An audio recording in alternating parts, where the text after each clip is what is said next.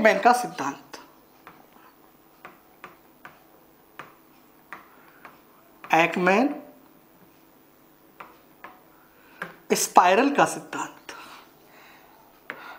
यह सिद्धांत ट्रांसपोर्ट के लिए भी फेमस है। ये ट्रांसपोर्ट हमारे धरातल पर नहीं, ओशियन ट्रांसपोर्ट के लिए फेमस है। तो एकमैन स्पाइरल से पहले क्या हुआ? नॉनसेंस मत कर, मैं कहता नॉनसेंस मत कर। अर्थात स्पाइरल से पहले नॉनसेंस ने सिद्धांत दिया था। यह सिद्धांत क्या प्रस्तुत करता है वो देखें। कॉर्लियस बल पवनों की धारा पवनों की दिशा को प्रभावित करता है, जबकि स्पाइरल के अनुसार महासागरीय जल राशि पवनों के साथ 45 डिग्री का कोण बनाते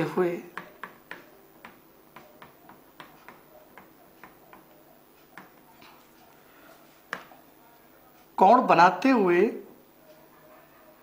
विचलित हो जाती है। कितने डिग्री का? 45। यानी महासागर जलराशि और पवन के बीच जब गति करती है तो 45 का एंगल बनाती है। इससे पहले नॉनसेन विद्वान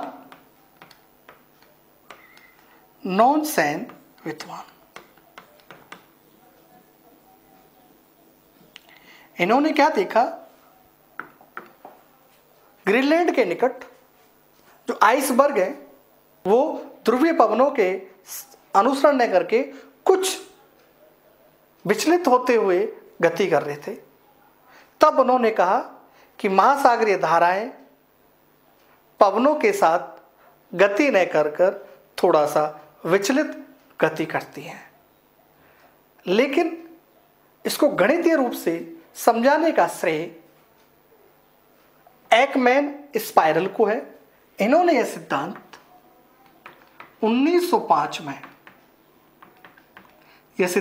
1905 में प्रस्तुत किया। ये स्वीडिश भूगोलवेत्ता है। कौन से भूगोलवेत्ता है? ये स्वीडिश भूगोलवेत्ता है। तो 1905 में इन्होंने अपना सिद्धांत प्रस्तुत किया। ये स्वीडिश भूगोलवेत्ता है।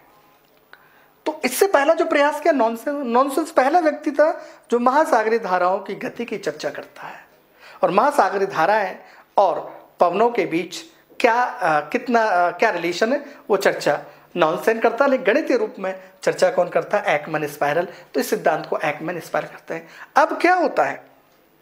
कॉर्लियस तो केवल पवनों के साथ है, लेकिन जैसे जैसे पवनों की गति समुद्र में जाते हैं तो कम हो जाती है।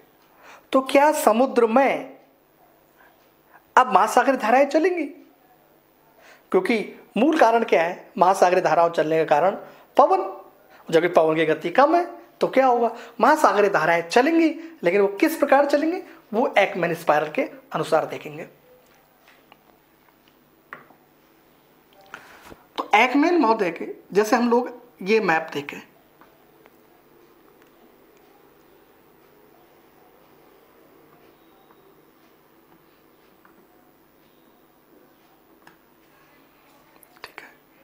ये सागर है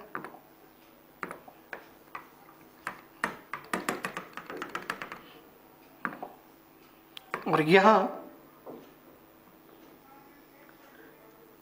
ये पवन चल रही है। इस पवन के सारे ये महासागरीय धाराएं चलेंगी, लेकिन एकमैन के अनुसार ये महासागरीय धाराएं उत्तरी गोलार्ध में अपने पथ के दाईं ओर नॉर्थ हेमिस्फीयर में दाईं ओर, सदर्न हेमिस्फीयर में बाईं ओर, तो 45 डिग्री का एंगल बनाते हुए उत्तर की ओर यानी दाईं ओर विचलित हो जाती हैं। तो जैसे जैसे ऊपर जाएंगे तो ये पवन चलती जाएगी, उसके यहाँ 45 डिग्री का एंगल बनाते हुए विचलित हो जाएगी। लेकिन जैसे जैसे गहराई में जाएंगे अब वो एंगल क्या होता जाएगा, बदलता जाएगा। अब मान लो हम ये गहराई में जा रहे हैं तो यहाँ पर ये मान लो ये दक्षिणी गोलार्ध है और दक्षिणी गोलार्ध अपने पथ के बाईं ओर, तो जैसे जैसे गहराई में जाएंगे तो एंगल क्या होता जाएगा, बदलता जाएगा। एंगल एक समय क्या हो जाएगा, 90 हो जाएगा, फिर एंगल बदल जाएगा, फिर एंगल बदल जाएगा और धीरे धीरे गहराई में महासागरीय धाराओं का जो एंगल है ये नीचे गई तो एंगल क्या हो जाता है, विपरीत दिशा में हो जाता है। तो धीरे धीरे विपरीत दिशा में चला जाता है, यानी ऊपर, यदि ऊपर धारा चल रही है ईस्ट टू वेस्ट तो नीचे महासागर में वेस्ट टू ईस्ट जलधाराएं चलेंगी। किसके कारण, एकमैन के सिद्धांत के अनुसार। अब और समझे इसको हम लोग। महासागर देखें, यदि पवनों की गति अधिक है तो विक्षेपण कम, और पवन की गति कम है तो विक्षेपण अधिक होगा। क्या हुआ, महासागर की गहराई में जाते हैं तो पवन की गति बढ़ती जाती है, घटती जाती है, पवन की गति कम हो जाती है, तो एंगल धीरे धीरे 45 से बढ़कर उसके जस्ट पवन के विपरीत हो जाता है और वो उसके जस्ट नीचे चलता है। इसी संदर्भ में हम लोग अब देखेंगे कॉन्वेयर बेल्ट जब हम पढ़ेंगे, जिसको थर्मो हाइलाइन बेल्ट भी कहते हैं, उसका मैं ये पूरा हो जाएगा जब अध्ययन करेंगे हम लोग, ठीक है। इसी के परिणाम स्वरूप अपवेलिंग, इसी ट्रांसपोर्ट सिद्धांत भी है, क्योंकि जैसे जैसे इधर जा रही है तो 45 का एंगल बना रही है।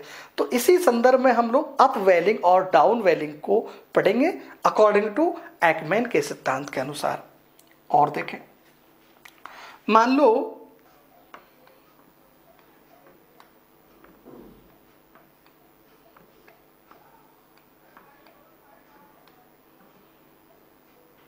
ये जल है, इस जल पे क्या है, ये महासागरीय धारा यूं चल रही है और ये वाला भाग धरातल है, तट है। तो कौन सी हवा है ये, व्यापारिक हवा, कोई भी हो सकती है। अब इसके सहारे चल रही है। एकमैन के नियम अनुसार 45 एंगल बनाते हुए महासागरीय धारा चलेगी। ये महासागरीय धारा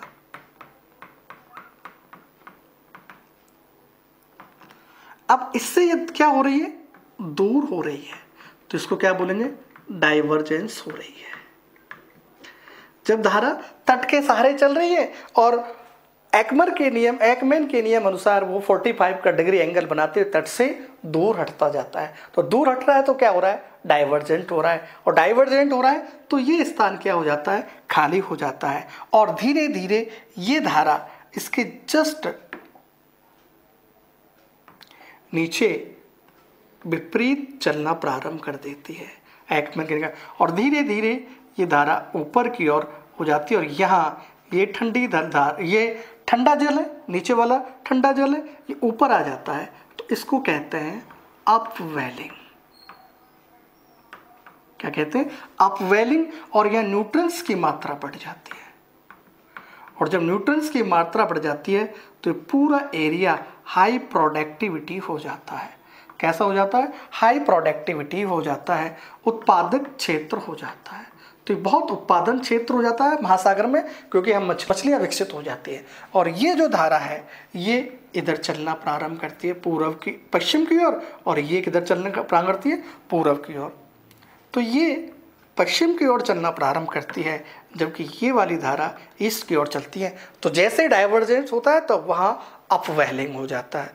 उसी प्रकार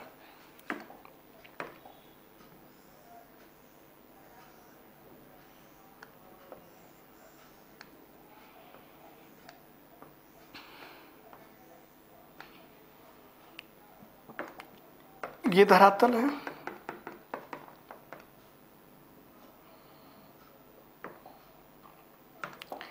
यहां पवनें आ रही है। तो पवन चल रही है, पवन के साथ यहां एकमैन का नियम भी चल रहा है, और यहां ये महासागरीय धारा है, यहां पर महासागरीय धारा। तो धीरे धीरे ये तो 45 का एंगल बना रही है पवन के साथ, ये पवन है, और ये महासागरीय धारा है। तो ये कितना एंगल बना रही है? 45 का एंगल बना रही है। और फिर यहां पर क्या कर रही है? आकर मिल रही है। तो यहां क्या हो रही है? अभिसरण हो रही है, अर्थात यहां कन्वर्जेंस हो रहा है। तो इस वाले पार्ट पर कन्वर्जेंस धाराएं आ रही है, धारा आने के बाद टकराएगी, टकराने के बाद अब 45 का एंगल बनेगा, तो धीरे धीरे गति कम हो जाती है। तो वो महासागरीय धारा कैसे चलेगी? आंतरिक भाग में इसके जस्ट विपरीत चलना प्रारंभ कर देगी इसके, और यहाँ से ये जल धारा क्या हो जाएगी? टकराएगी तो डाउन वेलिंग हो जाएगी। डाउन वेलिंग हो जाएगी, और डाउन वेलिंग होने के कारण यहाँ कोई न्यूट्रिएंट्स नहीं डेवलप होते हैं, ये प्रोडक्टिविटी एरिया नहीं होता है। अतः धरातल से जब टकराएगी, अभिसरण करेगी, तो पानी का आयतन बढ़ेगा, मतलब पानी की मात्रा बढ़ेगी, तो वहाँ पर दबाव के कारण वहाँ पर धाराएं नीचे की ओर बैठ जाती हैं। तो उसको क्या कहेंगे हम लोग? डाउन वेलिंग। दूसरे हिसाब से हम समझें, व्यापारिक हवाएं जब चल रही हैं तो व्यापारिक हवाएं स्थानों को हटा देगी जल को, तो वहां अपवेलिंग हो जाएगा। उसी प्रकार ध्रुवों पर ठंडी जल धारा क्या करेगी? नीचे बैठेगी, घनत्व ज्यादा होने के कारण, तो वहां क्या हो जाएगा? डाउन वेलिंग हो जाएगा। और वो इक्वेटर के निकट क्या होती है? अपवेलिंग होती है। तो इक्वेटर के नीचे ठंडी जलधारा और ऊपर कैसी है?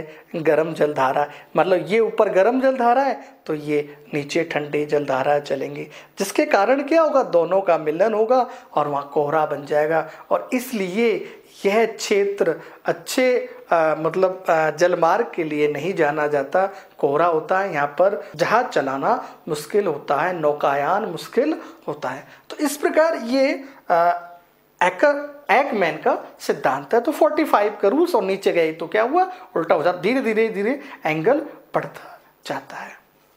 तो ठीक है, इस प्रकार ये एकमैन का नियम हो गया। अब हम इसको एक बार और देखना चाहें तो देखें,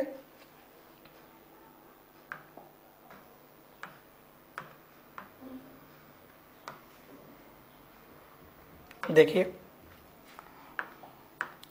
ये विंड, ये 45 एंगल पवन ऊपर है धरातल से, ये वाला भाग ओशन है, और ये फिर नीचे जा रहे हैं, एंगल बढ़ता जा रहा है। देखिए फिर नीचे जा रहे हैं, एंगल बढ़ता जा रहा है, फिर नीचे जा रहे हैं, एंगल बढ़ता जा रहा है, और एक समय ये क्या हो जाता है? इस एंगल पर चला जाता है। तो एंगल की बात चल रही है तो मैं बता देता हूँ, यहाँ पर सुरंग का जो एंगल होता है या लहर का जो सुरंग होता है उसका एंगल 120 डिग्री होता है। एकमैन के सिद्धांत में 45 का एंगल होता है। तो ये इसके जस्ट विपरीत चलने लग जाती है महासागरीय धाराएं, जबकि ऊपर सतह पर क्या चलती है? 45 एंगल के साथ चलती है, और नीचे उसके जस्ट विपरीत 90 के साथ चलती है। अब देखिए एकमैन ट्रांसपोर्ट, ये हवा चल रही है, हवा के साथ ये 45 का एंगल बनाते हुए इस ओर जा रही हैं, और इस ओर जा रही तो खालिस्तान हो गया, और फिर इसके जस्ट नीचे इसके उल्टा चलना प्रारंभ कर देगी। तो यहाँ आकर स्थान को भरने के लिए क्या हो जाएगा? यहाँ पर अपवेलिंग हो जाएगी, और इस अपवेलिंग के कारण क्या होगा? यहाँ हाई प्रोडक्टिविटी क्षेत्र होगा। इसी प्रकार यहाँ से पवन जा रही है तो 45 का एंगल बनाते हुए इधर जा रही है, तो यहाँ पर क्या कर रही है? कन्वर्जेंस हो रहा है, और कन्वर्जेंस हो रहा है तो यहाँ पर मात्रा बढ़ रही है, और इसके जस्ट उल्टा अंदर गहराई में क्या हो जाएगा? उल्टी चलेगी। तो यहाँ से जो जल है वो नीचे की ओर बैठना प्रारंभ करेगा, तो वो क्या हो जाएगा? डाउन वेलिंग। यहाँ कोई हाई प्रोडक्टिविटी क्षेत्र नहीं है, कोई न्यूट्रंस नहीं पाए जाते, अर्थात जहाँ धाराएं अभिसरण होगी वहाँ डाउन वेलिंग होगी, और जहाँ धाराएं अपसरण होगी, वहाँ पर क्या होगा, अपवेलिंग होगी। इससे हम पवनों के संदर्भ में भी हम कह सकते हैं व्यापारिक हवाएं यहाँ पर आ रही है तो व्यापारिक हवाएं इस स्थान को हटा रही हैं तो यहाँ पर अपवेलिंग हो रही है, जबकि ध्रुवीय क्षेत्रों पर क्या हो रही है, घनत्व तो बढ़ रहा है तो वो क्या कर रही है, ध्रुवीय जो पवनें हैं वो डाउनवेलिंग हो जाती है। अब कन्वेयर जो बेल्ट है उसकी भी हम चर्चा कर लेते हैं। देखिए वैसे कन्वेयर बेल्ट का मतलब होता है, जैसे हम लोग कोई बेल्ट दिखते हैं तो ऊपर नीचे ही हो जाता रहता है, ये क्या होता है, सर्कुलेशन बनाता है बेल्ट, तो उसे कन्वेयर बेल्ट पे कहते हैं। और ये ओशन कन्वेयर बेल्ट है। तो देखें नीचे क्या चलेगी, ठंडी धारा, जस्ट उसके विपरीत क्या चलेगी, गर्म धारा चलेगी। तो देखिए यहाँ से ठंडी जल धारा चल रही है, इक्वेटर की ओर आ रही है, और इक्वेटर से होते हुए ये कहाँ गई, आपके हिंद महासागर में। एक शाखा हिंद महासागर की ओर गई और एक शाखा धीरे धीरे अंटार्कटिका के सारे होते हुए कहाँ चली गई, ये प्रशांत महासागर में चलेगी। अब ये क्या करती है, ऊपर हो जाती है, यहाँ पर क्या होती है, अपवेलिंग हो जाती है, और अपवेलिंग होते ही वहाँ का पानी क्या हो जाएगा, गर्म हो जाएगा। तो जैसे ही पानी गर्म होता है, पानी गर्म होते ही इसके सारे चलना प्रारंभ करेगी, तो ये जस्ट इसके उल्टा चलना प्रारंभ करती है, और फिर यहाँ पर भी हिंद महासागर से गर्म होती है और ये फ्लो अटलांटिक महासागर में जाती है, इसके जस्ट ऊपर चलते रहते हैं। तो ये एक तरह से क्या बनेगा, कन्वेयर बेल्ट होता है। इसके द्वारा ग्लोबल सर्कुलेशन के द्वारा महासागरीय तापमान जो होता है वो नियंत्रित बना रहता है, एक निश्चित बना रहता है। इस ओशन बेल्ट को थर्मोहेलाइन सर्कुलेशन भी कहा जाता है। एक तरह से क्या है, थर्मोहेलाइन सर्कुलेशन भी है। अभी थोड़ी देर बाद फिर और देखेंगे कि इमेज देखें किस प्रकार की धाराएं चल रही है, एक ऊपर चल रही है और एक नीचे चल रही है, ये भी हम देख लेते हैं। देखिए आप, ये नीचे ये गर्म जल धारा चल रही है, देखें ऊपर ये गर्म जल धारा वहां जाके टकरा रही है, टकराने के बाद पानी पिघल रहा है और फिर ये ठंडी जल धारा इसके जस्ट नीचे जा रही है। ये देखें ऊपर गई, फिर डाउन वेलिंग हो रही है और फिर वो आगे जाके क्या हो जाएगी, अप वेलिंग। तो यहां से गर्म धारा जब टकराएगी, अभिसरण हो रही है, तो क्या हो रहा है देख रहे हैं आप लोग, अभिसरण होने के बाद डाउन वेलिंग हो रही है, नीचे की ओर जा रही है। ये ठंडी धारा सतह के धरातलीय है यानी ओशियन नितल की ओर चलती है, और ऊपर क्या कर रही है, ये हॉट, ये वाली गर्म जलधारा है, और ये नीचे ये देखें ये गर्म चल रही है और ये ठंडी जलधारा है, नीचे ठंडी जलधारा, फिर धीरे धीरे उसके के चारों ओर चक्कर लगाती है, और ये जो आ रही है ये गर्म जलधारा आ रही है, कहाँ से आ रही है, हिंद महासागर से भी आ रही है और प्रशांत महासागर से।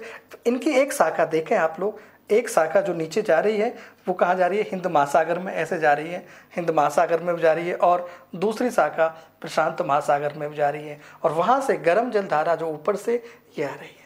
तो ये एक तरह से थर्मोहेलाइन स्ट्रक्चर्स भी है और ये सर्कुलेशन भी है, यानी नीचे वाला और ऊपर वाला, दो ऊपर जल सतही और नित्तल पर जो दोनों मिलकर एक सर्कुलेशन बना रही है।